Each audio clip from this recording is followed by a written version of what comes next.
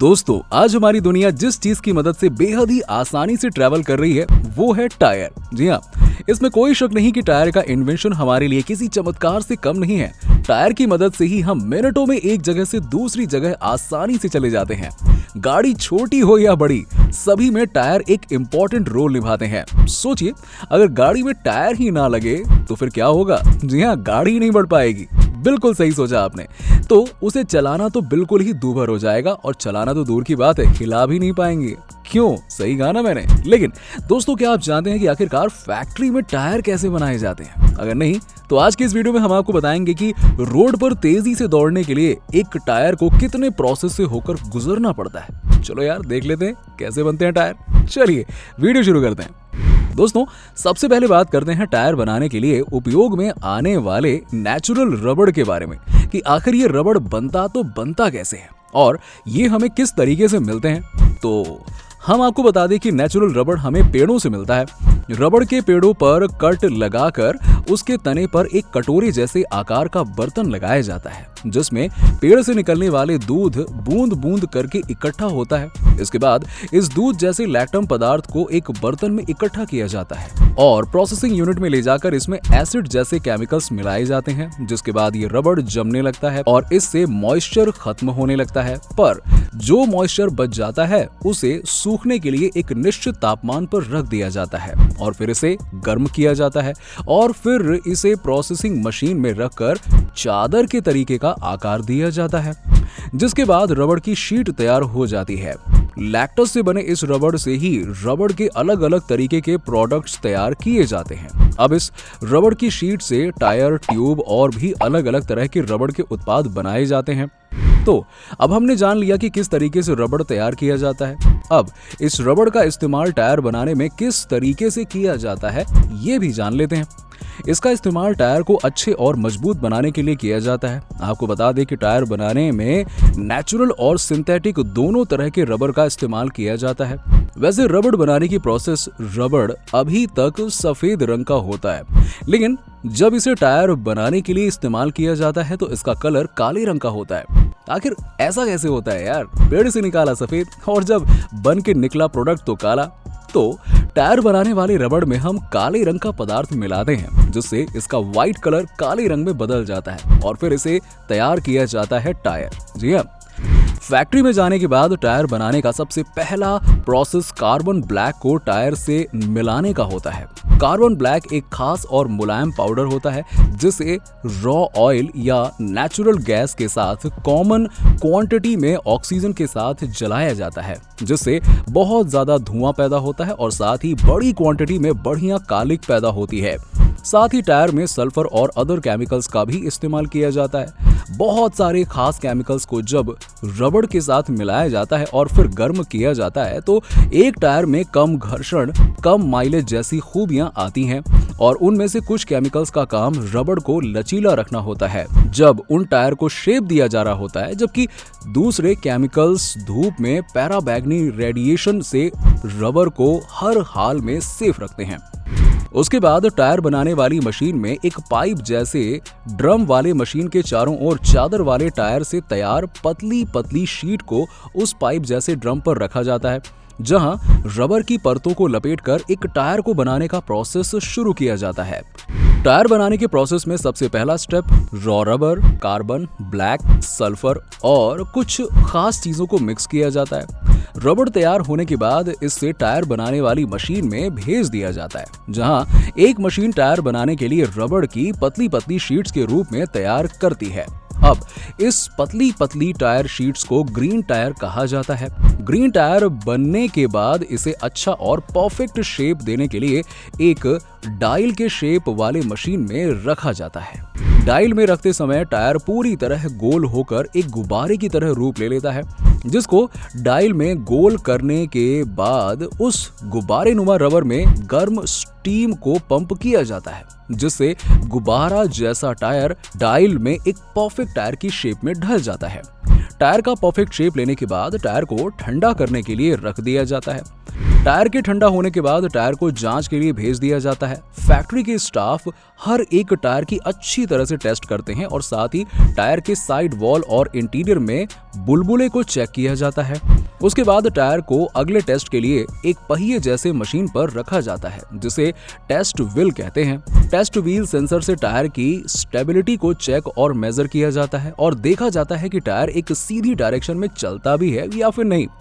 एक बार टायर का अच्छे से टेस्ट लेने के बाद टेस्ट व्हील के चेकिंग करने के बाद टायर को कन्वेयर बेल्ट के जरिए गोदाम में पहुंचा दिया जाता है। बिल्कुल सिंपल, जहां गोदाम से टायर सेलर तक पहुंचा दिया जाता है ना? कितना आसान?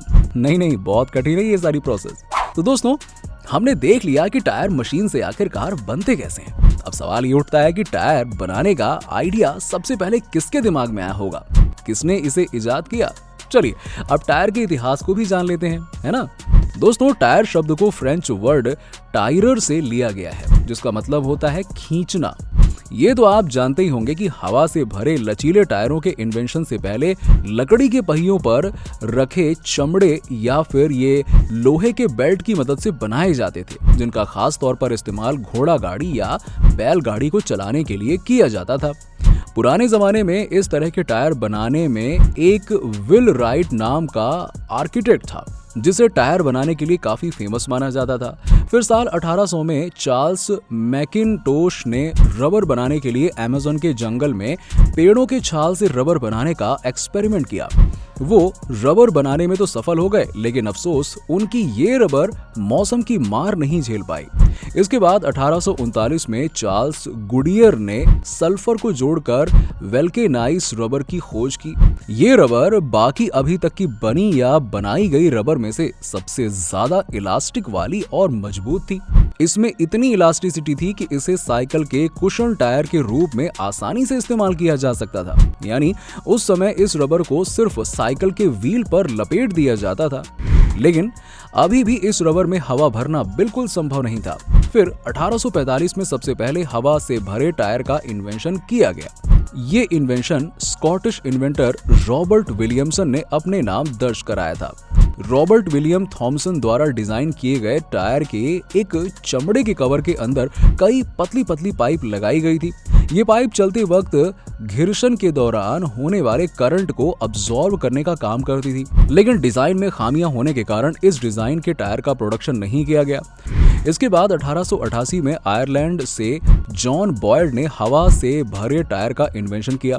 उन्होंने सबसे पहले ट्राई साइकिल पर हवा से भरे टायरों का टेस्ट किया और फिर 18 सेंचुरी में बदले समय में साइकिल के बढ़ते इस्तेमाल के कारण हवा से भरे टायरों ने अपनी पॉपुलैरिटी हासिल कर ली और 1891 में आंद्रे और एंड्रोड, दो मिशेलिन भाइयों द्वारा टिनोमेटिक टायर्स का इन्वेंशन किया गया। इन टायर्स का इस्तेमाल सिर्फ ऑटोमोबाइल्स पर किया जा सकता था। इन टायर्स में रिम पर बोल्ट वाली ट्यूब लगी होती थी और यही इन्वेंशन की मदद से अगले 50 वर्षों में हवा से भरे रबर टायर बनाने की प्रोसेस ने जबरदस्त इंजीनियरिंग डेवलप की और 1946 में रेडियल टायर्स का इन्वेंशन किया गया, जिसे मिस सेलिंग द्वारा डेवलप्ड किया गया। ये टायर बेहतर हैंडलिंग और फ्यूल एफिशिएंसी प्रोवाइड करने की अपनी खूबियों के कारण यूरोप और एशिया में वॉइस फ्लाई टायर की कंपैरिजन में ज्यादा पसंद किया जाने वाला टायर हो गया और 1926 में Bharat tyre industry Dunlop rubber limited ने वेस्ट बंगाल में टायर कंपनी स्टैब्लिश करके भारत की पहली कंपनी बन गई और उसके बाद IMRF यानी कि मद्रास रबर लिमिटेड ने अपने नक्शे कदम पर चलते हुए 1946 में टायर प्रोडक्शन इंडस्ट्री बाजार में कदम रखा और आज भारत टायर इंडस्ट्री में 1 मिलियन से भी ज्यादा लोग शामिल हैं, जिनमें डीलर, रिटायर्ड, नेचुरल रबर पेड़ से निकालने वाले और रॉ रबर तैयार करने वाले लोग शामिल हैं। किसी भी गाड़ी या बाइक की स्टेबिलिटी और उसकी सेफ्टी में सबसे अहम रोल होता है टायरों का। अगर टायर साथ ना निभाए तो आप अपनी मंजिल तक पहुंच ही नहीं सकते और ना ही सुरक्षित रह सकते हैं। गाड़ी कोई भी हो, सबका टायर भी एक ही तरह का होता है। उनका साइज बेशक अलग अलग होता है, लेकिन रंग सबका एक ही होता है, काला। लेकिन क्या आपने कभी सोचा कि हर गाड़ी के टायर का रंग काला ही क्यों होता है? इस रंगीली दुनिया में हर टायर का रंग काला क्यों रखा गया? इसके पीछे एक बहुत खास वजह है। इसे टायर की मजबूती से जोड़कर भी देखा जाता है। दरअसल व्हाइट रबर से बने टायर बहुत जल्दी घिस जाते थे। ऐसे में टायरों की मजबूती पर सवाल खड़े होने लगे थे। फिर रिसर्च में पता चला कि रबर में कार्बन और सल्फर मिलाने से टायर को मजबूत बनाया जा सकता है। ऐसा करने के बाद टायर का रंग भी सफेद से काला हो गया। छोटे बच्चों की साइकिल के टायर रंग बिरंगे और काफी सुंदर होते हैं। उनके टायर में इस्तेमाल की गई रबर में कार्बन नहीं मिलाया जाता है। दरअसल बच्चों का वजन कम होता है और ऐसे में टायर को ज्यादा मजबूत बनाने की चिंता नहीं रहती है। भारतीय टायर कंपनियों के टॉप 5 सबसे बेस्ट ब्रांड। नंबर 1 MRF या मद्रास रबर फैक्ट्री भारत में टायरों का सबसे बड़ा निर्माता है, जिसका मुख्यालय चेन्नई में है और विभिन्न टायरों, रबर उत्पादों, ट्यूबों और खिलौनों को बनाने के व्यवसाय में भी ये कंपनी काम करती है। कंपनी के पास भारत में 10 टायर निर्माण सुविधाएं हैं और ये गोवा में रबर के खिलौने भी बनाती है। Number 2 Apollo tyre company. Apollo tyre company Bharat में 4 ब्रांच और लगभग 5000 डीलरशिप के साथ दुनिया की सबसे बड़ी टायर निर्माता कंपनी है। कंपनी ने दुनिया भर में अपने ऑपरेशन का विस्तार किया और नीदरलैंड और हंगरी में उत्पादन सुविधा से यूरोप में अब अपोलो और वेडरस्टीन ब्रांड के टायर बेचती है। Number 3 CEAT tyre company. CEAT tyre company RPG समूह का हिस्सा है। ट्रकों, बसों और यात्री कारों के लिए विभिन्न प्रकार के वाहनों के टायर बनाती है। कंपनी ने Yokohama rubber company, Kelani tyres और एशिया मोटर वर्क्स के साथ वैश्विक बाजारों में सीएट टायर बनाया है, जिससे बाजार में सहयोग मिला है। नंबर 4 जेके टायर ब्रांड। जेके टायर ब्रांड विभिन्न प्रकार के वाहनों के लिए सबसे अच्छा टायर बनाती है। लीडिंग टायर निर्माता जेके इस इंडस्ट्री में बहुत बड़ा नाम है और दुनिया के टॉप 25 टायर निर्माताओं में से एक है। Number 5 TVS tyre. TVS tyre Bharat के लीडिंग 2 व्हीलर टायर निर्माताओं में से एक है और टीवीएस ग्रुप का हिस्सा है। इसकी टीवीएस मोटर कंपनी भी है। टीवीएस मोटर कंपनी भारत में सबसे बड़ी 2 व्हीलर कंपनी है और तिपहिया वाहन निर्माता कंपनियों में से एक है, जो ऑटो कंपोनेंट्स की डिस्ट्रीब्यूटर्स भी है। तो दोस्तों, आज की वीडियो में बस इतना ही। आपको वीडियो कैसी लगी हमें नीचे कमेंट सेक्शन में कमेंट करके जरूर बताइए और वीडियो पसंद आई हो तो वीडियो को लाइक करें, ज्यादा से ज्यादा शेयर करें और हमारे चैनल को सब्सक्राइब कर लें। मिलते हैं आपसे नेक्स्ट वीडियो में, तब तक के लिए नमस्कार।